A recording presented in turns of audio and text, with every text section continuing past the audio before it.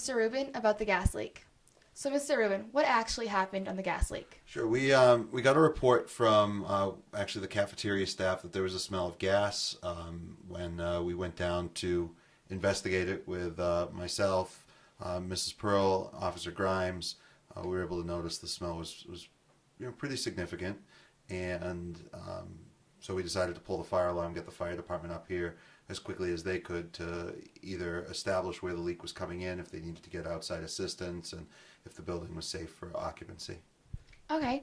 And how long were the students actually out on the tennis courts for? At the tennis courts, probably about an hour and 45 minutes or so, give or take. There was a period of time, obviously they had to identify where the initial leak was. Then there was some secondary and actually tertiary leaks that came up as a result of the search.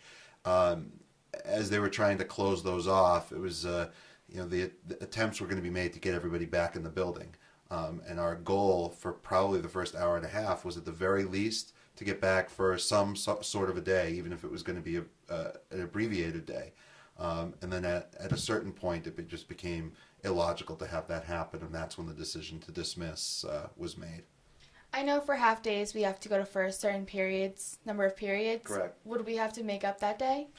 So far, and as far as I know, no. I have not been told anything that indicates that we have to make up the day. I mean, it was obviously something that was outside all of our control, and that's all obviously one of the reasons why we want to try and get back in as often or as quickly as we can.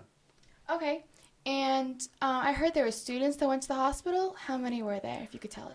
Sure. We had a couple of people that were evaluated by the EMTs, and there were 3 students in all, and a couple of cafeteria workers who were taken to be evaluated. Fortunately, nothing major. That's good. And why did it take so long to vent out the school?